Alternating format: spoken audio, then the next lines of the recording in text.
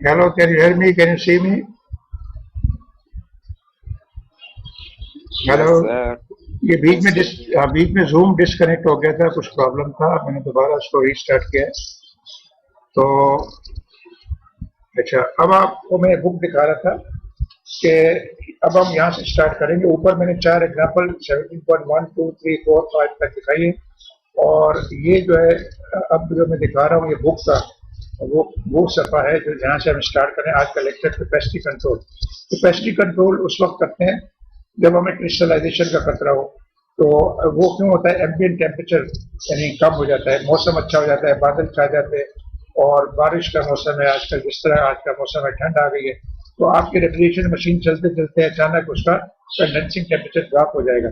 अब अगर आप कैपेसिटी कंट्रोल नहीं करेंगे तो आपकी कुल्फी जम जाएगी रेफ्रिजरेशन सिस्टम में। क्रिस्टल साल्ट जो लिथियम ब्रोमाइड वो जम जाएगा, क्रिस्टल बन जाएगा, सॉलिड बन जाएगा और पाइप वगैरह जम फ्रीज हो जाएंगे, पाइप वगैरह ब्लॉक हो जाएंगे, सर्कुलेशन खत्म हो जाएगा और कूलिंग खत्म हो जाएगी। तो उसके लिए कंट्रोल सिस्टम तरीके प्रोसीजर है। तो number 1, reduce the flow rate delivered by the pump at position 1।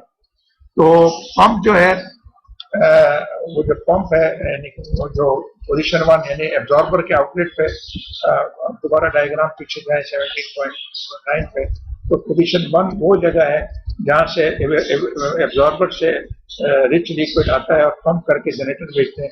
तो वो उस पंप का कंट्रोल सिस्टम होना चाहिए आपके हाथ में, फ्रीक्वेंसी कंट्रोल या उसकी जो भी है वोल्टेज कंट्रोल है, जिस तरीके से भी ऑटोमेटिक कंट्रोल या वाल्व कंट्रोल।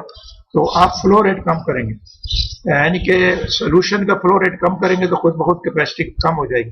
कैपेसिटी कंट्रोल के मीनिंग ये नहीं कि आप कैपेसिटी बढ़ाएं, सिस्टम की कैपेसिटी जो है ना, फुल कैपेसिटी पे सिस्टम डिजाइन होता है। तो जब आपको फुल कैपेसिटी नहीं चाहिए होती तो कैपेसिटी कम करके चलाना पड़ता है मशीन को, तो इसलिए हम उसको कहते हैं कैपेसिटी कंट्रोल। मसलन एक गाड़ी है, कार आप लेते हैं तो मैन्युफैक्चरर कहता है कि आप इसको 100 पे चला सकते हैं, लेकिन आपका शहर काफी कंजेस्टेड है, ट्रैफिक अलाउ नहीं करती कि आप 100 पे चलाएं, 100 किलोमीटर की स्पीड से चलाएं इसको, तो आप एक्सीडेंट करेंगे। तो आप उसके क्या करते हैं, आप थ्रॉटल यानी एक्सेलरेटर को कम कर देते हैं और आहिस्ते आहिस्ते गाड़ी चलाते हैं। इसी तरह यहाँ भी है कि जब आप सिस्टम डिमांड नहीं कर रहा कूलिंग आपसे, आप फुल कैपेसिटी पे नहीं चला सकते रेफ्रिजरेटर को, तो आप उसको कैपेसिटी हाफ कर दें, 70% कर दें, 80% कर दें, by reducing the mass flow rate of solution in the pump. वो तरीका है कि पंप को कंट्रोल करें, पंप का वाट कंट्रोल करें, पंप की वेलोसिटी आरपीएम कम करें। तो ऐसे वेरिएबल स्पीड मोटर्स आती है, उसमें कंट्रोलर लगे होते हैं। जिसका फैन है, आपके घर का फैन है, सीलिंग फैन है, उसमें एक रेगुलेटर लगा होता है, उसको आप रेजिस्टेंस होती है, उसको रेजिस्टेंस को कम ज्यादा करने से, बटन को नॉब को रोटेट करने से, up and down clockwise anti clockwise आप फैन की स्पीड कंट्रोल कर सकते हैं। वो दरअसल करंट को कंट्रोल करता है फैन को, तो उससे उसकी स्पीड कम या ज्यादा हो जाती है। तो इसी तरह यहाँ कैपेसिटी कंट्रोल जो है ना पंप के जरिए कर सकते हैं। पंप की वेलोसिटी, पंप का आरपीएम कम ज्यादा करने से आप उसका फ्लो रेट कम कर देते हैं, उससे कैपेसिटी कम हो जाती है। कैपेसिटी इंक्रीज करने को कैपेसिटी कंट्रोल नहीं कहते, कैपेसिटी डिक्रीज, फुल कैपेसिटी से लो कैपेसिटी पे चलाने को कैपेसिटी कंट्रोल कहते हैं। दूसरा तरीका है कि जनरेटर टेम्परेचर कम कर दे, तो एब्जॉर्बर, एक तो एब्जॉर्बर का जो फ्लो रेट है वो पंप से कंट्रोल हो जाएगा। अगर ये नहीं करना चाहते तो जनरेटर में आप हीट प्रोवाइड कर रहे हैं, उससे एवेपोरेटर, उससे जो ना रेफ्रिजरेंट बन रहा है यानी वाटर सेपरेट हो रहा है, तो आपको हीट सप्लाई कम कर दें। जिस तरह चूल्हे पे आपके खाना पक रहा हो, खाना जलने वाला है, तो आप क्या करते हैं, उसका जो बर्नर है उसका बटन घुमाते हैं और उसके गैस का फ्लो रेट कम कर देते हैं, तो आप वो हीट सप्लाई कम करते हैं। हीट सप्लाई कम करने से आपका खाना जलने से बच जाता है।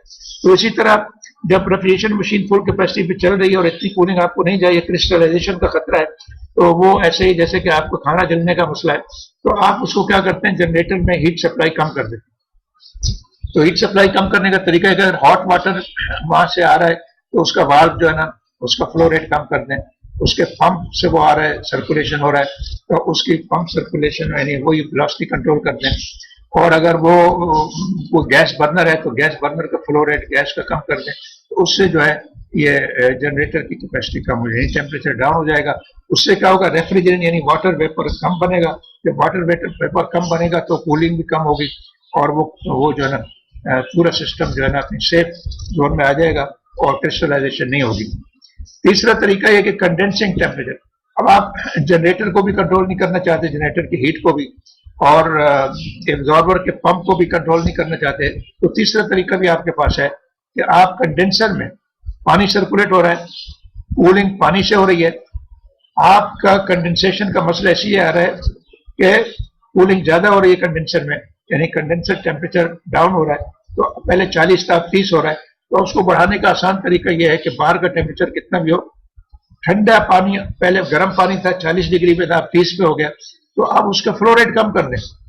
जब पानी का फ्लो रेट कम कर देंगे तो कूलिंग कंडेंसर में कम होगी, और उससे क्या होगा, उसका टेम्परेचर डाउन नहीं होगा, टेम्परेचर 40 रहेगा। चाहे पानी का टेम्परेचर ठंडा हो गया, पानी 30 पे आ गया, कंडेंसर का टेम्परेचर 30 पे उस वक्त आएगा जब full flow rate, cooling water का फुल फ्लो रेट होगा। कूलिंग वाटर का अपना एक अलग सर्किट है, उसका अपना पंप है, उसके अपने वाल्व्स हैं, तो उसके वाल्व्स के जरिए या पंप की स्पीड कंट्रोल करके आप उसको कंडेंसर टेम्परेचर को मेंटेन कर सकते हैं कि अगर पानी का कूलिंग वाटर का फ्लो रेट कम कर। तो ये बस ये 3 मेथड थे वेलोसिटी यानी कि उसके कैपेसिटी कंट्रोल के। तो उसके बाद ये एग्जांपल आ जाती है बेस्ड ऑन दिस, और वो ये है।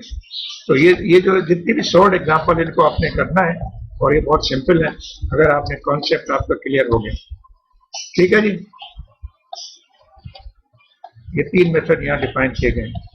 अब हम आ जाते हैं अपने नोट्स पे जो इन्हीं की मदद से बनाए गए थे, और वो जो है ना हमें बीच में डिस्टर्ब हो गया था। तो ये मेरे ख्याल में ये वाला है,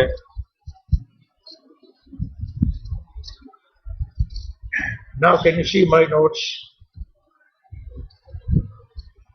बोलिए। Yes. तो ये अब टाइम भी खत्म होने वाला, तो ये वही चीज यहाँ बयान की गई है। ये डायग्राम जो बता रही है आपको प्रॉब्लम की मदद से, -20 इस पॉइंट पे आप आ जाते हैं कहाँ, उसके बाद हीट एक्सचेंजर के बाद, जनरेटर से हीट एक्सचेंजर के बाद कूलिंग ज्यादा हो गई, तो उससे क्या H4 ये पॉइंट इधर आ गया, पॉइंट 4 इधर आ गया, तो उसकी आपने कंसंट्रेशन 69 निकल आई और एंथैल्पी निकली। अब इस पॉइंट को ऊपर इस लाइन से, ये क्रिस्टलाइजेशन लाइन से ऊपर इस जोन में लाना है उसको। उसके 3 तरीके जो हमने ऊपर बयान किए हैं, ये मकसद था। तो अब ये मैंने यहाँ शॉर्ट लिखा है कि इंक्रीज चेक फॉर क्रिस्टलाइजेशन क्या है, लोकेशन कौन सी, ये पॉइंट 4 हीट एक्सचेंजर।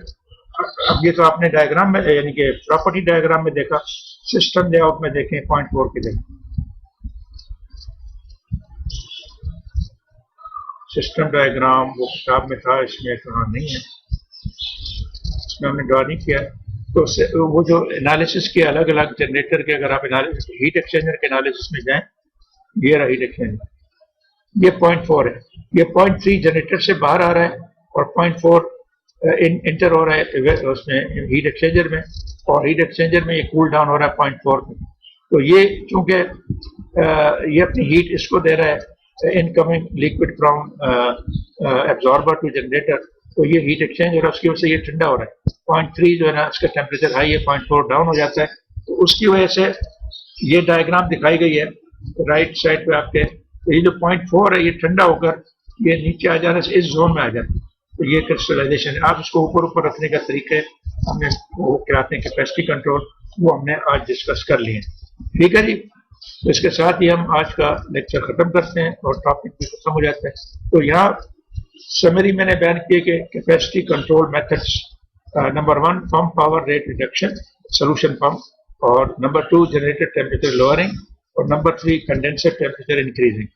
तो this is how temperature increase, ये जो है ना पंप पावर कैसे रिडक्शन करती है, वो कैपेसिटी मोटर्स में वेलोसिटी कंट्रोल मेथड होते हैं, फ्रीक्वेंसी कंट्रोल मेथड होते हैं, उससे करते हैं। और जनरेटर में टेम्परेचर कैसे लो करते हैं, जनरेटर में क्या चीज आ रही है जो हीट प्रोवाइड करिए, अगर गैस से हीट हो रही तो गैस का कंट्रोल, यानी जिस तरह घर का बर्नर है, चूल्हा है, उसका वाल्व कम ज्यादा करने से गैस का शोला कम ज्यादा हो जाता है, आपका खाना जलने से बच जाता है।